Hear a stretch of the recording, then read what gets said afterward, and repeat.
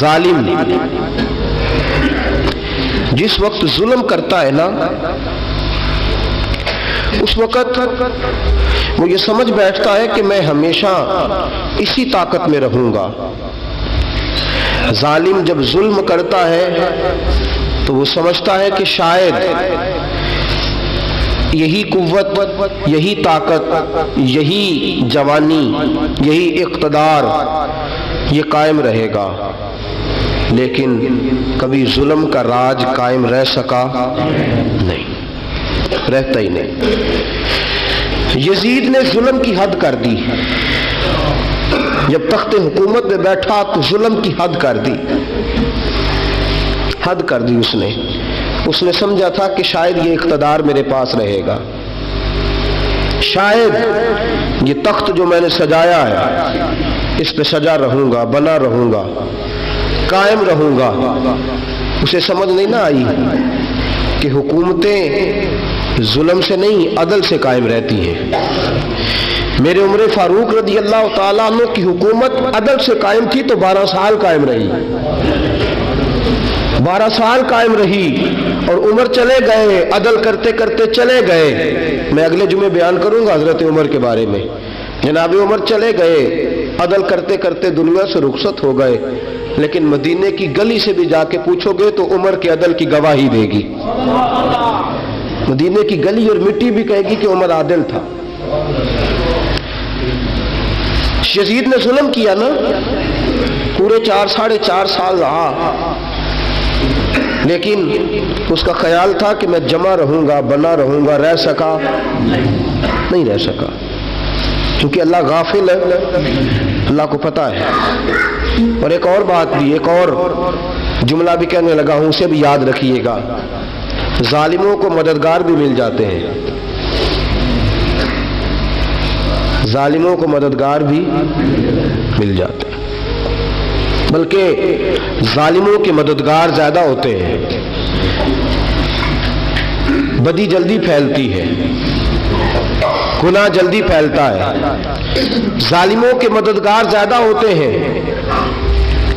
یزید کو مددگار ملے، ابن سعد ملا، ابن زیاد ملا، شمر ملا، خولی بن یزید ملا، بڑے اسے مددگار ملے جو کہتے تھے کہ بالکل کوئی خطرہ ہی نہیں، دنیا تو ترستی ہے تیری دید کو، اور سب خیر ہے، ہر جگہ امن ہی امن ہے۔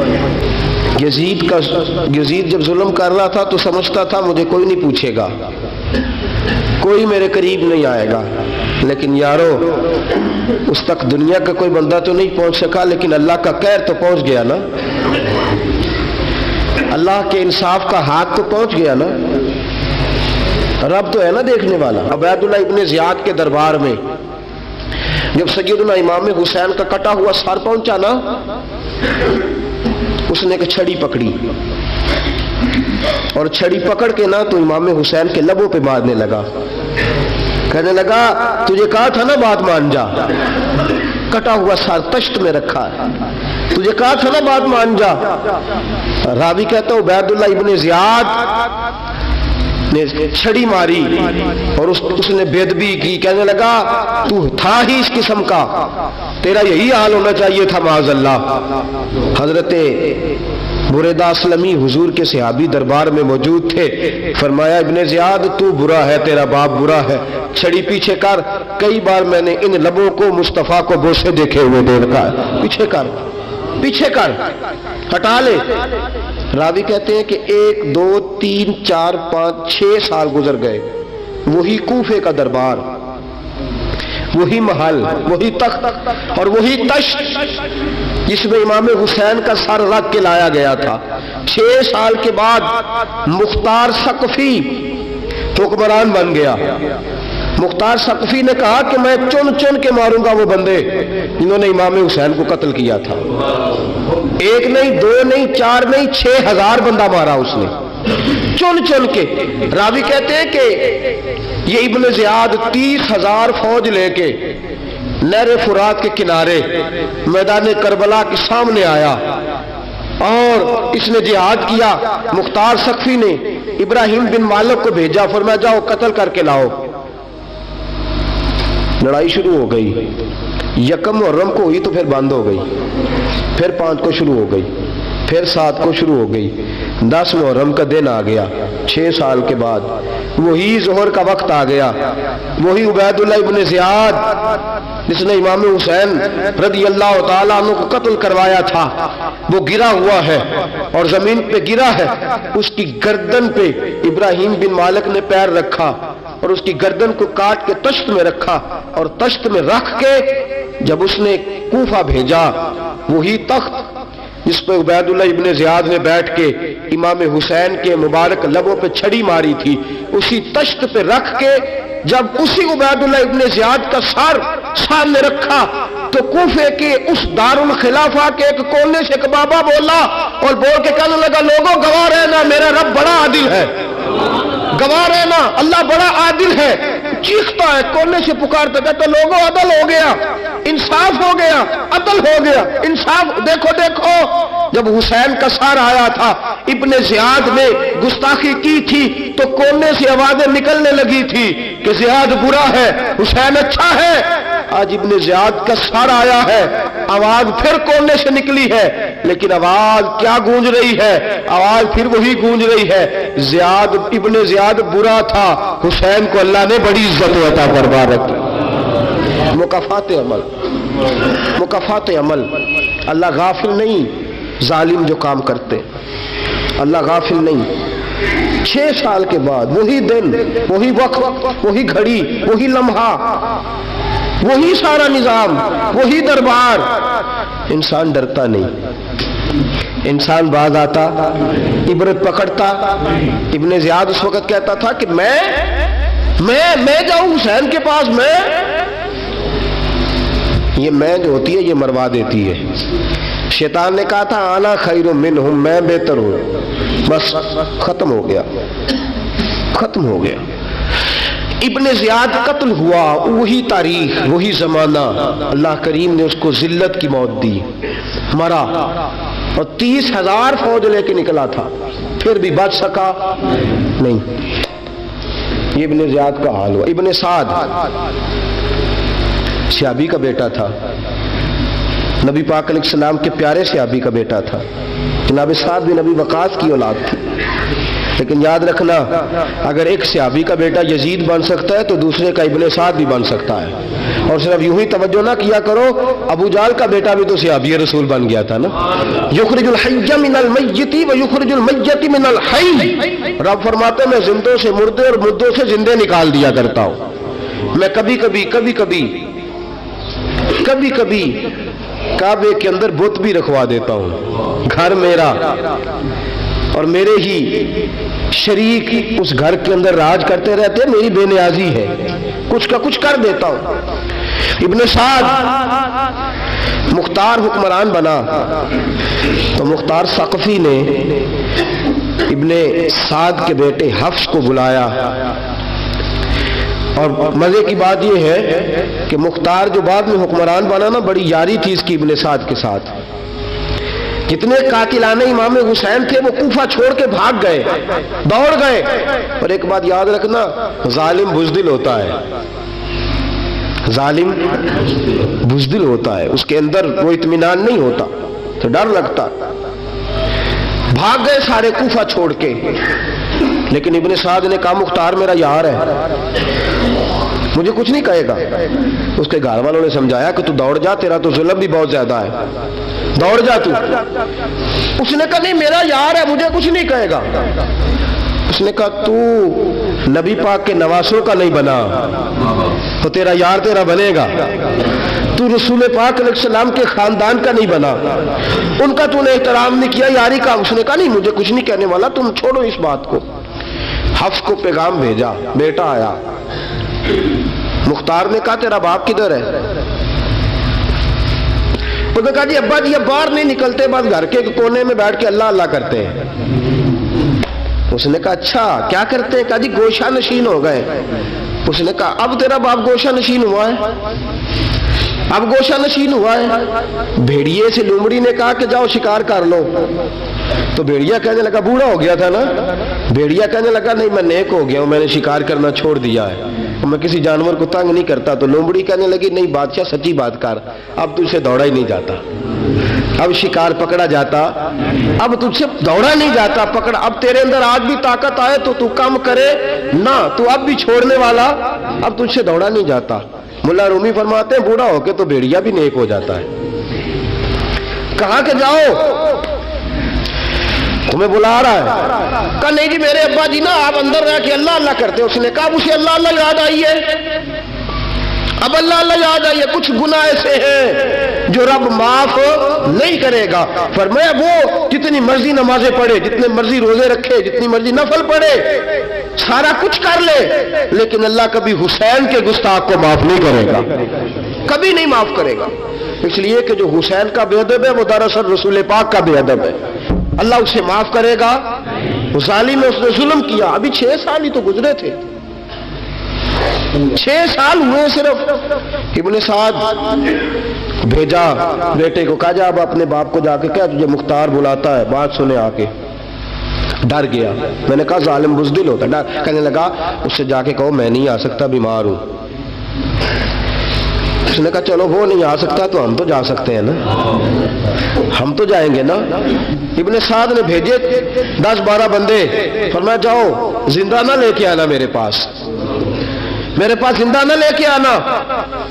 گئے، بیٹے کو حفص کو گرفتار کر کے کھڑا کر دیا، اور جناب یہ جو ابن سعد تھا اس کو بھیجا، کہا جب تم اس تک پہنچو نا تو جا کے گردن مارنا اس کی، اور مجھے اس کی وجود نہیں دیکھنا، صرف کٹا ہوا سر دیکھنا ہے۔ گئے، جا کے اس کو پکارا، کہا مختار نے بھیجا ہے مارنے کے لیے۔ کہنے لگے مختار مجھے نہیں مار سکتا، میرا یار ہے۔ ابن سعد کہتا ہے مختار مجھے مار سکتا، میرا یار ہے۔ ان فوجیوں میں سے ایک فوجی کہنے لگا اگر تم محمد کے نواسے کو مار سکتا ہے تو تجھے بھی تیرا یار مار سکتا ہے صلی اللہ علیہ، اگر تو رسول پاک صلی اللہ تعالی علیہ وسلم کے نواسے کو قتل کر سکتا ہے، تو نے نبی کا حیا نہیں کیا، وہ یاری کا حیا کیوں کرے؟ تو نے ظلم کیا ہے، اب دیکھ تیرا حال کیا ہوتا ہے۔ گرفتار کر لیا، منتیں کرتا رہا۔ تاریخ ابن سعد کو بتا رہی تھی کہ ابن سعد تو ہاتھ باندھتا ہے، پاؤں پکڑتا ہے، ذرا یاد کر میدان کربلا، میدان کربلا تجھے اپنی باری آئی ہے تو تو ہاتھ باندھتا ہے، میدان کربلا یاد کر۔ حسین نے بھائی کی بھی لاش اٹھائی تھی، حسین نے جوان بیٹے کی میت بھی اٹھائی تھی، 6 مہینے کا علی اصغر بھی اس کی گود میں دم توڑ گیا تھا، اس کی بیٹیاں پیچھے تھی، بہن پیچھے تھی، بھانجیاں پیچھے تھی، بھتیجیاں پیچھے تھی، لیکن حسین نے ایک بار بھی ہاتھ نہیں باندھے۔ یہ کون ہے اٹا ہوا، غبار سے پھٹا ہوا، ہزاروں کوفیوں کے درمیان وہ اکیلا ہی ڈٹا ہوا، یہ بال یقین حسین ہے، نبی کا نور عین ہے۔ فرمایا یہ وہ میدان کربلا بھی یاد کرنا، تو ظالم تھا نا، معافیاں مانگ رہا ہے۔ حسین رسول پاک کے نواسے تھے، ایک بار بھی معافی طلب، دیکھ منظر یاد کر۔ ابن سعد کا ایک ہی بار میں سر قلم کیا، ایک ہی بار میں۔ امام حسین پہ تو پہلے 82 زخم لگے تھے تلوار کے، 82 زخم تلوار کے، نیزوں کے، اور کئی نیزوں کی انیاں امام حسین کے وجود میں ٹوٹ گئی تھی۔ امام حسین رضی اللہ تعالیٰ عنہ پہلے ڈٹے رہے، جمے رہے، بڑی دیر کے بعد پہلے ہی بار میں گر گیا۔ ابن سعد کا کٹا ہوا سر پہنچا تو بیٹا کھڑا تھا۔ مختار سقفی نے کہا کہ تیرا باپ میں نے مار دیا ہے۔ کہنے لگا کوئی مزہ نہیں رہا زندگی میں۔ اس نے کہا چلو ٹھیک ہے تمہیں بھی مار دیتے ہیں، اگر مزہ نہیں رہا تو مار دیتے۔ کاٹ دیا سر اس کا بھی، دونوں سر کاٹے، تشت میں رکھے، اور مدینہ منورہ حضرت محمد بن حنفیہ رضی اللہ تعالیٰ عنہ جو امام حسین کے چھوٹے بھائی تھے، جناب علی کی دوسری زوجہ کے بیٹے تھے، جناب علی کے صاحبزادے ان کے پاس بھیجے، اور بھیج کے کہا کہ لو ابن سعد کا سر حسین کا بدلہ ہے اور اس کے بیٹے کا سر علی اکبر کا بدلہ ہے۔ جب محمد بن حنفیہ کے پاس پہنچے تو آپ نے فرمایا یہ کمینوں کے سر میرے بھائی کے سر کا بدلہ ہو ہی نہیں سکتے، یہ کہاں حسین کا بدلہ ہو سکتے ہیں؟ وہ حسین ابن علی، وہ حسین ابن علی، حسین ابن علی کی شان رفت کوئی کیا جانے، حسن جانے، علی جانے، نبی جانے، خدا جانے۔ وہ حسین ابن علی کہ باپ جنہاں دا ہر میدان اندر لڑدا رہا سی کل ایمان بن کے، ماں جنہاں دی سجدۃ النساء ہوئے تے نانا عرش تے جاوے مہمان بن کے۔ فرمایا یہ حسین کا بدلہ ہو سکتے ہیں؟ وہ خولی بن یزید، خولی بن یزید جس نے امام حسین کا سر کاٹا تھا، پتہ چلا نا، دیکھیں نا امام حسین کو کتنے موقع ملے تھے کربلا سے جانے کے، پہلے موقع پر ہی اور بن یزید نے کہا کہ امام آپ جانا چاہے تو میں رستے کھول دیتا ہوں، آپ تشریف لے جائیں۔ امام حسین نے فرمایا میں علی کا بیٹا ہوں، دوڑوں گا نہیں، میں دوڑوں گا نہیں، میں نہیں جانے والا۔ خولی بن یزید دوڑ گیا، کوفہ چھوڑ کے دوڑ گیا اور کسی دور دراز علاقے میں جا کے ڈیرا لگا لیا۔ پھر وہاں سے واپس آیا کہ کسی نے کہا امن ہو گیا، آجا، آ گیا دوبارہ کوفے۔ مختار کو پتا چلا کہ آ گیا ہے، پھنس گیا ہے، گھر پہنچ گیا ہے۔ اس کی بیوی جو تھی نا خولی بن یزید کی، بڑی محبت کرتی تھی نبی پاک کے خاندان کے ساتھ، حضور کے خاندان کے ساتھ بڑی محبت کرتی تھی، اور محبت والوں کا انداز پتہ کیا ہے؟ رنگے چمن پسند، نہ پھولوں کی بو پسند، ہم کو ہے وہ پسند جسے آئے تو پسند۔ یہ انداز ہے، انداز محبت یہ ہے کہ نبی پاک کا غلام نہ ہو، سگا چچا بھی ہو تو مانتے نہیں، غلام نہ بنے، سگا چچا بھی ہو تو مانتے نہیں، اور نبی پاک علیہ السلام کا غلام ہو، چاہے حبش کا رہنے والا بلال ہی کیوں نہ ہو، سردار مانتے ہیں۔ یہ انداز محبت ہے۔ وہ بیوی بڑی محبت کرنے والی تھی، اس نے پیغام بھیجا، اس نے کہا آ گیا ہے گھر، بندے بھیجے، کہا جاؤ خولی کو پکڑ کے لاؤ۔ مختار نے کہا جلدی لاؤ، حکمران نے حکم دیا لاؤ، پکڑ کے گئے، گھر کے اندر گئے تو چھپ گیا۔ چھپا کہاں؟ ٹوکرے کے نیچے۔ میں نے کہا ظالم بزدل ہوتے، ایک ٹوکرے کے نیچے چھپ گیا۔ بیوی سے کہنے لگا، ان سے کہنا میں گھر کوئی نہیں، ان سے کہو میں گھر نہیں۔ بیوی کہنے لگی چلو ٹھیک ہے۔ دروازے پہ گئی، وہ کہنے لگے ہم خولی بن یزید کو گرفتار کرنے آئے ہیں۔ منہ سے پکار کے کہنے لگی گھر کوئی نہیں، منہ سے، اور ہاتھ کے اشارے سے کہنے لگی وہ ٹوکرے کے نیچے چھپا ہوا ہے۔ منہ سے کہنے لگی کوئی نہیں گھر، تاکہ سن لے اندر، سن لے۔ منہ سے کہنے لگی کوئی نہیں، ہاتھ کے اشارے سے کہنے لگی چھپا ہوا ہے ٹوکرے کے نیچے۔ گئے، جا کے ٹوکرا ہٹایا، اپنے پاس بہت ساری دولتیں اور جائیدادیں وہ ساری دے دی۔ کہنے لگا یہ میرے پاس کتنا پیسہ ہے، یہ بہت سے کاغذات ہیں، یہ کتنے زیورات ہیں، لے لو، مجھے چھوڑ دو۔ انہوں نے کہا وہ حکومت کدھر ہے جس کے لیے تم نے حسین کا سر کاٹا تھا؟ کدھر ہے وہ تمہارے تخت، اور کدھر گئی وہ تمہاری سلطنتیں، اور کدھر گئی وہ تمہاری دولت اور اقتدار، اور کدھر ہے وہ تمہارا اسلحہ جس کی بنیاد پر تم نے رسول پاک کا خون میدان کربلا میں بہایا تھا؟ وہ ہمارے سامنے لے کے آ۔ کہنے لگا یہ تھوڑے سے انعامات جو میں نے اکٹھے کیے تھے، یہ دنیا کی گندی دولت، اس کے لیے میں نے میدان کربلا میں امام حسین کا مبارک سر مبارک تن سے جدا کیا تھا، لے لو، مجھے چھوڑ دو۔ انہوں نے کہا نہ دنیا میں لے تجھے چھوڑیں گے، اور نہ اللہ ہی تجھے قیامت کے دن چھوڑے گا۔ گرفتار کر کے لائے، گرفتار کر کے لائے۔ مختار نے کوفے کے بازاروں کے اندر اعلان کیا کہ آؤ باہر نکلو، تمہیں بتاؤں حسین ابن علی کا خاندان گرفتار کر کے انہی کوفے کی گلیوں میں پھرایا گیا تھا نا، یہی گھمایا گیا تھا، آؤ تمہیں دکھاؤں خدا کا انتقام اور اللہ تبارک و تعالیٰ کا انصاف تمہیں دکھاؤں، آؤ میدانوں میں نکلو، گھروں سے باہر آؤ۔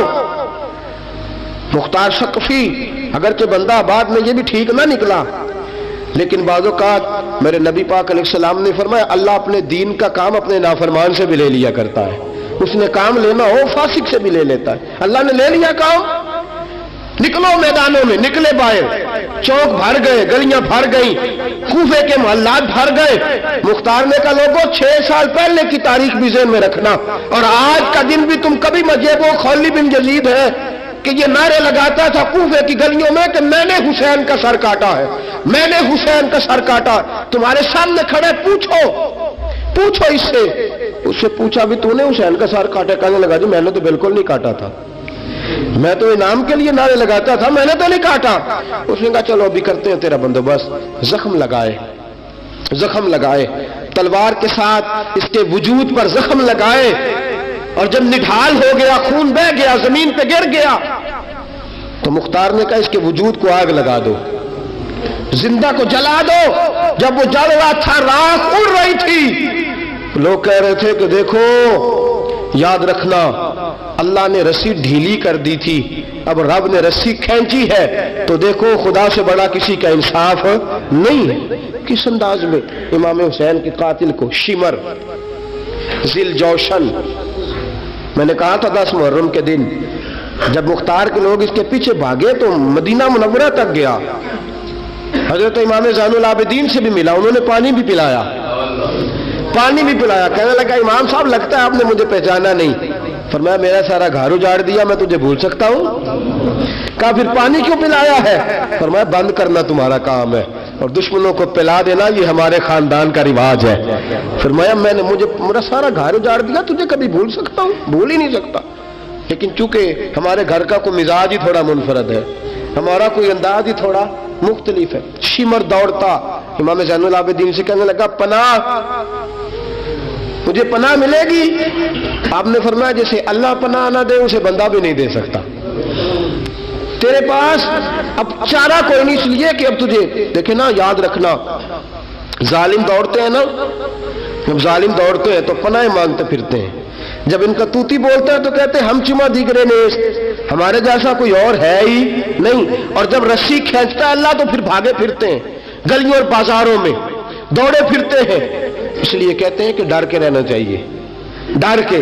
آج ان کے ساری شمر کو کہا کہ تو اب تجھے کوئی پناہ دے نہیں سکتا، اس لیے کہ تو اللہ کی پکڑ میں آنے والا ہے۔ شمر دوڑتا دوڑتا ایک گاؤں میں جا کے چھپ گیا، وہاں کے لوگوں کو مارا پیٹا، کہا قبر کسی نے بتایا تو گردن اڑا دوں گا۔ رات کا سناٹا چھایا تو مختار سقفی کا گروہ پہنچ گیا، شمر کو گرفتار کر کے لایا۔